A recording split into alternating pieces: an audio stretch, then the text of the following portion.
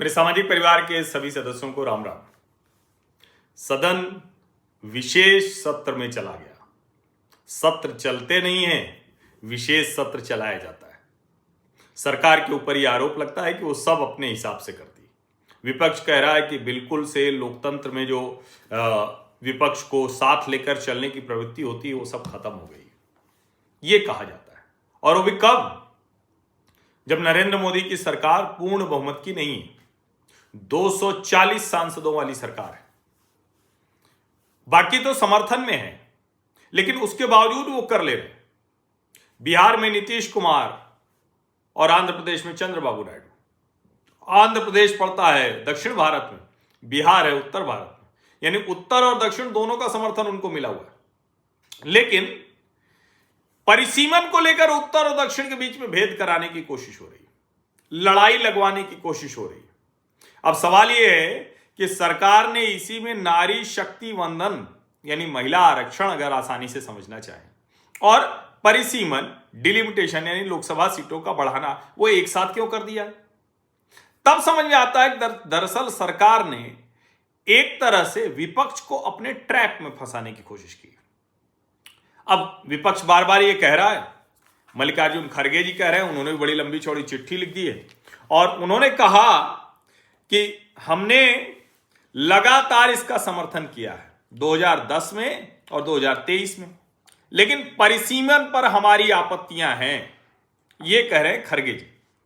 और वो कह रहे हैं कि ये राजनीति से प्रेरित है। अब जो कपिल सिब्बल आके बताते हैं कि देखिए इतने से इतना हो जाएगा, इतने से इतना हो जाएगा। अभी जो विधेयक है परिसीमन से जुड़ा हुआ, इसका अगर विरोध सब करेंगे, 131वां संविधान संशोधन है, चाहिए 360, एनडीए के पास है 293, यानी 67 वोट्स कम है। अब 67 वोट कम है तो भला कैसे ये हो पाएगा? फिर याद आता है कि सरकार ने तो वो कृषि कानून भी पारित करा लिया था जिसको दबाव में वापस लेना पड़ा था। सरकार ने तो 370 वाला कानून भी पारित करा लिया था जिसमें आज भी उमर अब्दुल्ला पूर्ण राज्य के मुख्यमंत्री नहीं है। अब इसी के बीच में यह भी खबर आती है, प्रधानमंत्री नरेंद्र मोदी नारी शक्ति वंदन के लिए विज्ञान भवन में कार्यक्रम करते हैं और जो प्रतिभा पाटिल हैं वो कहती हैं कि बहुत शानदार है। प्रतिभा पाटिल ने इसे ऐतिहासिक बताया है। समझिए, उन्होंने इसे ऐतिहासिक बताया है। उन्होंने कहा कि माफ कीजिए, पहली महिला राष्ट्रपति के तौर पर उन्होंने हमेशा इस बात की पैरोकारी की है कि महिलाओं का वास्तविक सशक्तिकरण तभी हो सकता है जब उन्हें राष्ट्र के लिए महत्वपूर्ण निर्णयों में समान अवसर दिया जाए। यह प्रगतिशील पहल असंख्य महिलाओं, खासकर ग्रामीण और वंचित वर्ग की महिलाओं में नेतृत्व भूमिका और राष्ट्र निर्माण में सहभागिता के प्रति आकांक्षाओं को जागृत करेगी। प्रतिभा पाटिल हैं ये, कांग्रेस की बनाई हुई राष्ट्रपति थी ये। मीरा कुमार जी वहां थी, प्रधानमंत्री ने मीरा कुमार जी का जिक्र किया, वो तो सम्मेलन में शामिल हुई मीरा कुमार। मायावती ने भी समर्थन किया और उसके आगे वो कहती हैं कि उनकी पार्टी तो हमेशा महिलाओं के लिए 50% आरक्षण की समर्थक रही है, लेकिन 33% का भी वो स्वागत करती है। और इसके साथ उन्होंने कहा कि 33% आरक्षण में SC, ST और OBC महिलाओं का अलग से कोटा भी तय किया जाए। अभी सब चल रहा है। स्टालिन कह रहे हैं कि परिसीमन पर केंद्र को भारी कीमत चुकानी पड़ेगी और निर्मला सीतारमण कह रही हैं कि परिसीमन पर सभी दलों से बात होगी। इसमें डर कैसा है भाई? जो भारतीय जनता पार्टी के सांसद हैं, जो बेंगलुरु साउथ से अनंत कुमार वाली सीट से, उन्होंने एक लेख लिखा है, तेजस्वी सूर्या ने, set of bills for women's quota benefits the south does not harm it. और फिर बड़ा लंबा चौड़ा उन्होंने एक लेख लिखा है टाइम्स ऑफ इंडिया में और उसमें उन्होंने बताया है कि इससे तो दक्षिण भारत के राज्यों को लाभ होगा। अब एक ये पोस्ट है, बड़ी लंबी पोस्ट थी, मैं उनको क्रेडिट दे के ये बात बता रहा हूं कि कौशलेश राय ने ये लिखा है और ये इनकी पोस्ट है, बड़ी लंबी चौड़ी पोस्ट है, पूरा तो नहीं कर सकते, लेकिन उसमें उन्होंने कहा है कि डिलिमिटेशन को लेकर झूठ फैलाया जा रहा है कि भाई दक्षिण भारत ने अपनी आबादी कंट्रोल कर ली इसलिए हो रहा है, नॉर्थ को सब मिल रहा है। उन्होंने डेटा लेकर बात की है। 1881 में पहला सिंक्रोनस सर्वे हुआ था, ऐसा वो लिख रहे हैं। 71 वाले में कई राज्यों का 40 साल पुराना डेटा उसमें शामिल किया गया था। 1881 से वो लिख रहे हैं। और चूंकि जाहिर है ईस्ट वेस्ट नॉर्थ साउथ ये 4 तरफ से होंगे। ईस्ट में बंगाल उड़ीसा है, वेस्ट में गुजरात महाराष्ट्र, नॉर्थ में सभी हिंदी स्पीकिंग आ जाते हैं, नॉर्थ प्लस सेंट्रल इंडिया, और साउथ में केरल, कर्नाटक, तमिलनाडु, आंध्र प्रदेश।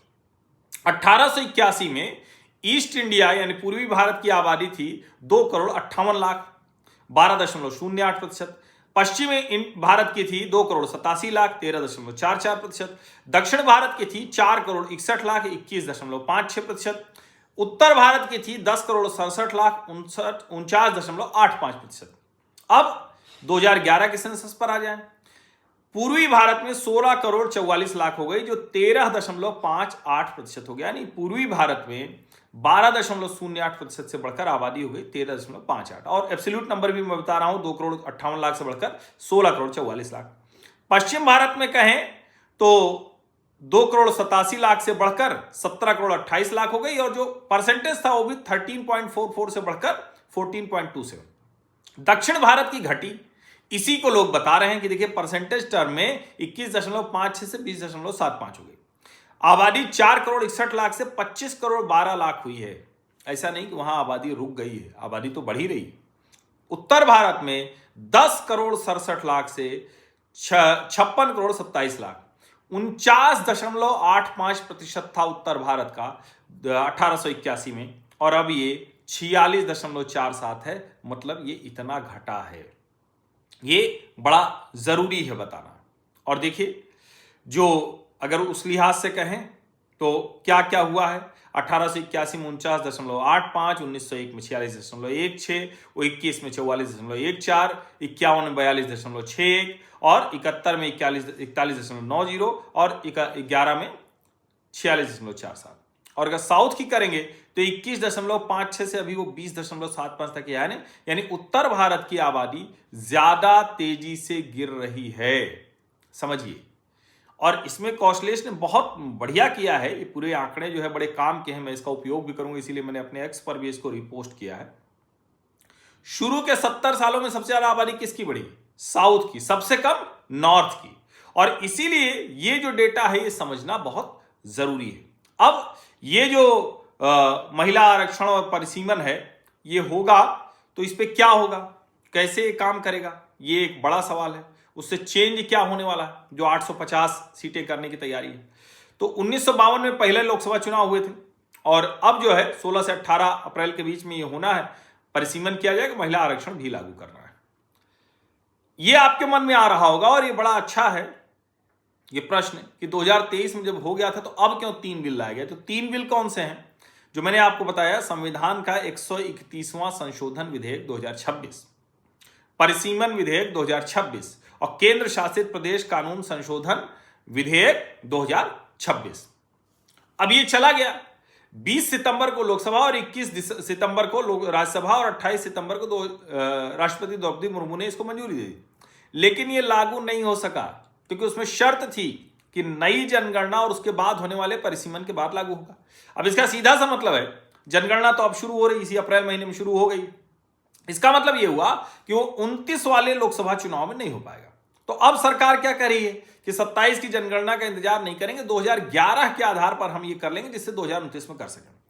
जो आर्टिकल 81(1) है उसमें संशोधन करेंगे, जो अभी संसद में अधिकतम 550 सीटों की सीमा तय करता है, उसको बढ़ाकर 850 किया जाएगा, 815 राज्यों के लिए और 35 केंद्र शासित प्रदेशों के लिए।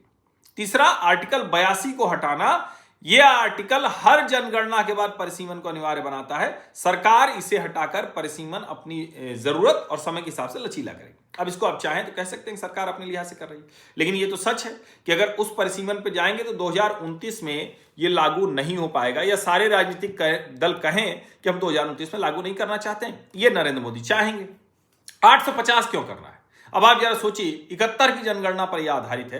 पहले 10 लाख लोगों का प्रतिनिधित्व करता था एक सांसद, अब 25 लाख लोगों का करता है, ये समझिए। और इसीलिए बहुत आवश्यक है। अब एक चीज और समझिए, जब आरक्षण होगा तो 33% सीटें महिलाओं को जाएंगी। तो ये भी एक बहुत जरूरी है समझना। तो इस लिहाज से भी ये बड़ा आवश्यक हो गया। अब चूंकि बार बार ये कहा जाता है, तो एक तरह से कहें तो भाई ठीक है, मैं फिर कह रहा हूं कि पुराना डेटा इसलिए क्योंकि नई जनगणना में 2034 के पहले नहीं लागू हो पाएगा। और चाहे जो कहे, अब उसमें लोग कह रहे हैं कि बंगाल में महिला वोटर हैं, वो दे देंगी, ये सब इसके बीच में, चुनाव के बीच में लाया गया है, ये कहा जा सकता है।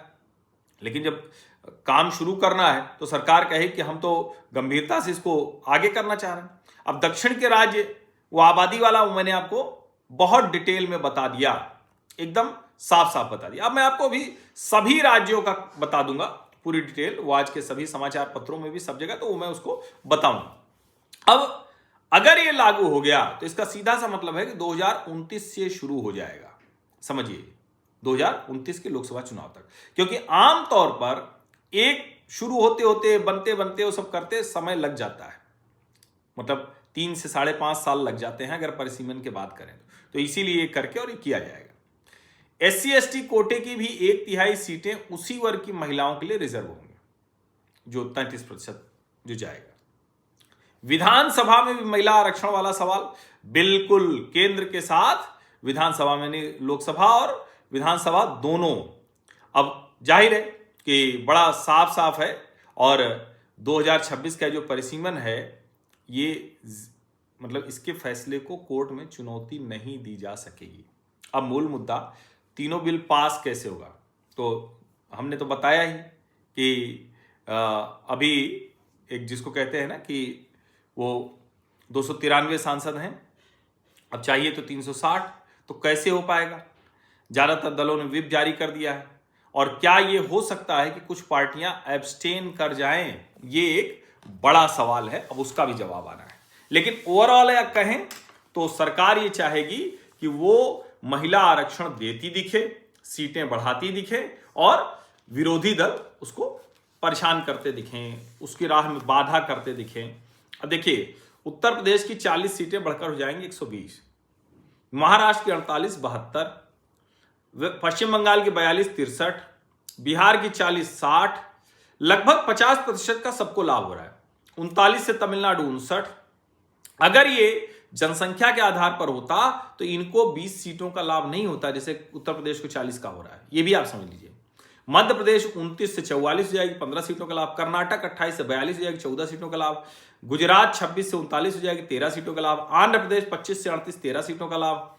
राजस्थान 25 से 38, 13 सीटों का लाभ। उड़ीसा 21 से 32, 11। ये साफ दिख रहा है कि सरकार ने इसका ख्याल रखा है कि जनसंख्या नियंत्रण की वजह से किसी को नुकसान न हो। केरल 20 से 30 हो जाएगी, 10 सीटों का लाभ। तेलंगाना 17 से 26 हो जाएगी, 9 सीटों का लाभ। असम 14 से 21 हो जाएगी, 7 सीटों का लाभ। झारखंड 14 से 21, 7 सीटों का लाभ। पंजाब 13 से 20, 7 सीटों का लाभ।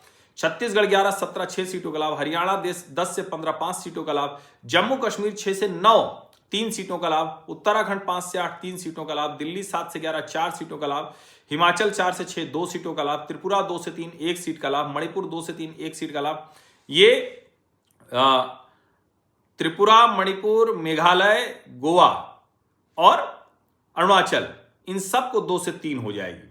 और नागालैंड, पुडुचेरी, मिजोरम, चंडीगढ़, सिक्किम, अंडमान निकोबार, दादरा नगर हवेली, दमन दीव, लक्षद्वीप, इनको 1 से 2 हो जाएगी। 543 से 815 हो गई, 272 सीटें बढ़ेंगी।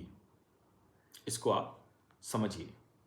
और ये जो लोकसभा सीटों का एलोकेशन है, इसीलिए किया जा रहा है। अब एक चीज और समझिए, अगर पॉपुलेशन के लिहाज से किया जाए 2011 की, तो तमिलनाडु की 49 सीटें होंगी 39 से बढ़कर, लेकिन उसकी होगी प्रपोज्ड 59। कर्नाटक की 41 सीटें होंगी, लेकिन उसकी प्रपोज्ड 42। आंध्र प्रदेश की 33 है, प्रपोज्ड 38। उड़ीसा की 28 है, प्रपोज्ड 32। केरला की 23 है, 30। तेलंगाना की 24 से 26। इसका सीधा सा मतलब हुआ कि सरकार को पता है कि यह मुश्किल हो सकती है, इसलिए उसका इंतजाम उन्होंने किया है। 1952 में पहली बार हुआ था, 51 का सेंसस डेटा लिया गया था। फिर 62 के चुनाव में 61 का सेंसस डेटा था, फिर 71, 72, और उसके बाद 2001 में सरकार ने कह दिया कि नहीं, अब पहले 76 में फ्रीज कर दिया था 42nd अमेंडमेंट के जरिए, और उसके बाद फिर 2001 में फ्रीज कर दिया 2026 तक। अब सरकार इसको कर रही है, और ये बड़ा जरूरी है, क्योंकि कब तक आप पुराने वाले आंकड़े पर चलते रहेंगे। जनप्रतिनिधि बढ़ने चाहिए, इतनी बड़ी संख्या, इतने बड़े क्षेत्र को जनप्रतिनिधि। अब सवाल है कि फिर कैसे पारित होगा, सब तो विरोध कर रहे हैं। इसका जवाब यही है कि मोदी सरकार ने शायद यही एक तो योजना की होगी एब्सटेन कराना वोटिंग पे, वो सब चूंकि 2/3 चाहिए, और दूसरा अगर फिर भी नहीं ये लोग मानते हैं तो ऐसी स्थिति बने कि देश भर में भारतीय जनता पार्टी और नरेंद्र मोदी ये जाकर कहेगी कि महिला आरक्षण का विरोध कर रहे हैं ये लोग, किसी न किसी जरिए से अड़ंगा लगा देते हैं। आप सभी का बहुत बहुत धन्यवाद। सब्सक्राइब अवश्य कर लीजिए, नोटिफिकेशन वाली घंटी दबा दीजिए, लाइक का बटन दबा दीजिए, अधिक से अधिक लोगों तक इस वीडियो को पहुंचा दीजिए। धन्यवाद।